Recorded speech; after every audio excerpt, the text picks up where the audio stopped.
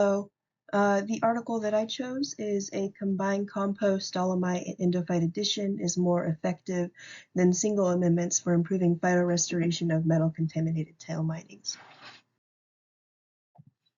So some background on this, mines cover a small area on Earth, but they have a big disturbance. The land disturbances from extraction and processing of the minerals can leave a lasting effect on the surrounding area around the mines. And then the mine tailings can travel from the site and carry toxic chemicals, like if it rains. That picture on the slide shows one of those from the site that they actually focused the study on. And there are anywhere from 100,000 to 500,000 abandoned mines in a variety of lands like private, public, and government lands, and 15% of these that are identified to be environmental hazards. So some background on the remediation methods. Many of these abandoned mines are located in remote and arid climates, so it doesn't make sense to pick the mine tailings up and then carry it to a site to remediate it. So that's why phytoremediation and in situ approaches work the best. And this particular study focused on phytostabilization and phytoextraction. So the advantages of the phytoremediation with native plants: since they are native, they are less likely to aggressively spread and become invasive. And since they are native, they are more effective at ecosystem restoration. And there is no cost of transportation off the remediation site into like a complex to do the remediation at. And it helps with the revegetation of the site, which improves the stability of the mine's land. It increases the carbon below ground, and it helps with a better visual appearance of the waste piles. So some setbacks with phytoremediation in mine waste piles: they have a variety of issues, and some of these are the instability of them, which makes them prone to erosion, and plants can't normally get rooted in very well. They have a low water holding capacity, and they normally have a high or extreme pH, and most of the time it's on the acidic side, and plants can't get settled. They can't grow in acidic pHs, especially if it's an extremely high pH. And then they have a high amount of phytotoxic elements, and the high amount of phytotoxic elements combined with the other three that are above lead to a low fertility. So this particular study focused on the Blue Nose Mining Complex, which is a series of several mines in southeastern Arizona in the Hershaw Mining District. This mining complex was in operation between 1884 and 1956, so about 70 years of operation, and then it was abandoned. The primary commodities that were found here were silver, lead, and gold, and the secondary commodities were copper, zinc, and manganese. Mining at most of the mine sites in this complex occurred in superficial deposits, and after processing and extraction of the elements, the tailings were just placed in a pile and left. So testing was done before the study actually began, and we found out that the pH was 3.5, which is a pretty acidic pH. Plants don't grow at all or well in that type of pH. There was 0.01% nitrogen and 0.7% phosphorus, with very low concentrations of carbon also. And the tailings consisted of very high levels of arsenic and lead, which were 10 to 20 times higher than the regulatory limits in Arizona. And the levels of water-soluble cadmium, lead, manganese, and zinc also exceeded the regulatory limits in Arizona.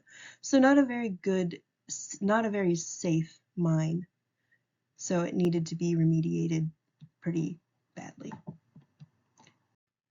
The objectives and hypothesis of the study: it was kind of stated in the title of it, but it was to determine if adding compost, dolomite, and endophytes would improve germination, growth, and the ability of Cytotes grama to stabilize toxic elements and metals found in the blue nose mine complex. So dolomite was put on there to increase the pH, and dolomite is just a fancy word for lime. Compost, which was a municipal compost, was put on there to increase the nitrogen and carbon available in the mine tailings. And then the endophytes, which are bacteria, were put on there to promote growth and improve the growing conditions. So the hypothesis that they had was combining a compost top dressing and an endophyte seed coating would synergistically improve plant growth, matter of the metals accumulated, and the rhizosphere stabilization of the toxic contaminants. So the methods, this was a preliminary study.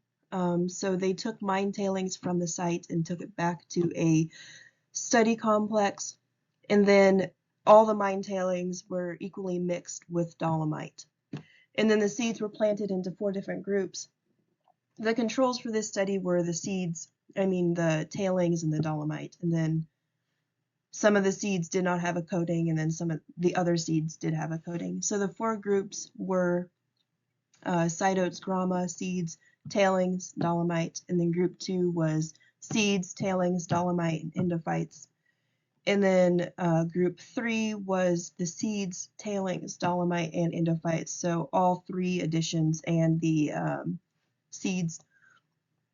And then the 4th group was the seeds, tailings, dolomite, and compost. So that group did not have the endophytes in it. And then once they were planted into 4 different groups, they were grown for 56 days. And they were thinned regularly until there was 1 seed per pot. The plants were grown in an indoor growing complex that held the temperature, humidity, and light cycle consistent. They had them on a 12-hour cycle for the light.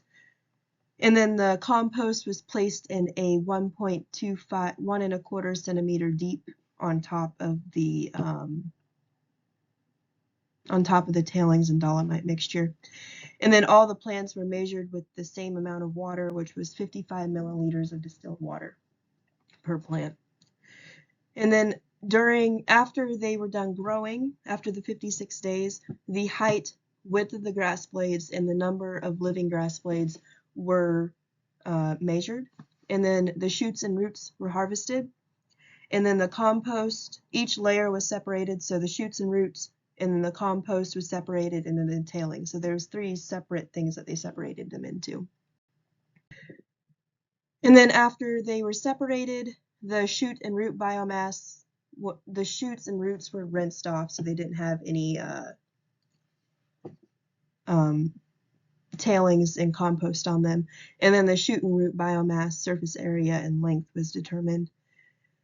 And then while they were rinsing the shoots and roots, a solution was created, and the solution that was created was placed on a LB agar plates and incubated for 5 days. And then the plant roots and shoots were ground and dried and ground and then used for element analysis. The shoots and roots had a solution made out of them, and then the solution was placed on agar plates so that they could study the specific bacteria that were present in the endophytes.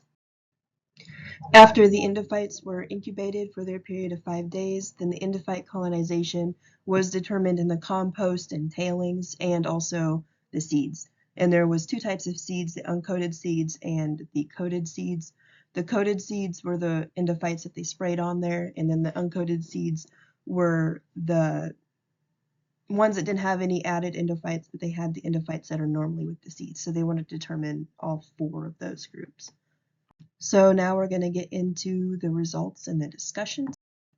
So this figure shows the plant data for this study, and you can see in the dark purple, which is the one furthest to the right of each graph, it shows the combined effects of the compost and the endophytes. In all 6 graphs, the combined efforts of the compost and the endophytes resulted in the best biomass, length, and surface area for both the shoots and the roots. And these results in the field will result in a more successful revegetation of the tail minings. And you can also see that the plants that only had the endophyte coating on their seeds resulted in quite a bit lower of a shoot and root biomass length and surface area, which the endophytes is that periwinkle color. And you can also see that the purple color in the middle, that is just the plants in the compost, had a pretty good result too. So these two figures show the organic carbon and nitrogen that was found in each of these groups on the side. In the dark purple, which is the ones at the top, show the combined compost and endophyte. And in the organic carbon graph, the endophyte and compost have the highest levels for those plants. You can also see in the nitrogen that the plant and compost, and then the endophyte, plant, and compost levels are pretty similar. The organic carbon was proposed to be the highest in the combined here because the larger developing root network from the endophytes combined with the compost. So this figure shows the elements and the levels that they are found in each of the four groups: tailings, which is the soil, water, roots, and shoots. And the gray background, the little gray line right here, is the regulatory limits in the state of Arizona for each of these groups. So tailings is the regulatory limits for soil, and then water is the drinking water for livestock, and then the roots and shoots are both the forage limits in the state of Arizona. So in almost all of the graphs, arsenic, AS, and lead, PB, are above the regulatory limits, as you can see in those three. That one's not above, but it's very close to the limit. And then for the plant roots and shoots graphs, you can see that the plants extracted high levels of arsenic, or high levels of most of the elements into their tissues. And this explains that metals and metalloids were mobilized during this study, probably in effect with the endophytes and the compost, and they're working together. So this figure shows the amount of each element in each of these four groups: plants, endophyte, plant and compost, and endophyte and compost. And you can see in 4 out of 6 of these graphs, cadmium, cobalt, manganese, and lead, that the endophytes had a very high accumulation of these elements. And then for copper and zinc, you can see that the compost and endophytes combined have the highest. And this points to this suggests that endophytes help mobilize these potentially dangerous elements either by producing siderophores or solubilization. And siderophores are compounds that are secreted by the microorganisms, so bacteria in this case, that help the bacteria accumulate iron, which could be quite useful in metalloid remediation. So this table shows the endophytes found in each group or layer after being incubated on agar plates for 5 days and then ran through gene application. And it was found that between the control seeds and the endophyte-coated seeds, the only unique bacteria group that was found in the endophyte-coated seeds was the rhizobium. Don't know if I'm pronouncing that right, so I'm sorry. And it was also found that the majority of the endophytes were found in the plant materials, so the roots and the shoots, not in the other layers like the compost and the tailings, which makes sense. So this study's hypothesis was correct, and they found that a combined application of compost, dolomite or lime, and endophytes increases soil fertility. And soil fertility was increased by increasing the available nutrients for the plants to use, as well as the endophytes increasing the root size.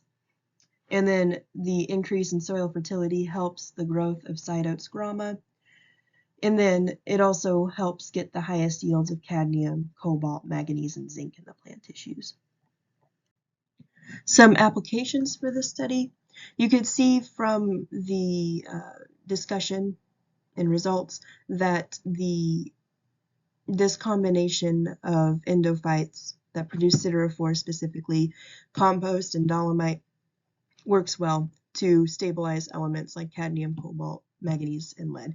So if you have a situation that is similar to it would be in a Arizona abandoned mine, it would work well.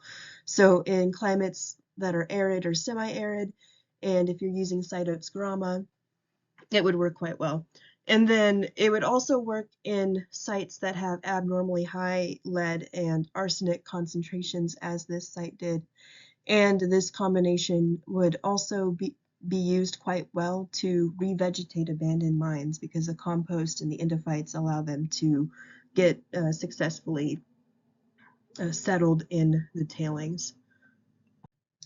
And these are my references. The reference on the right is the actual paper, and then the reference on the left is one that I used for pictures quite a bit.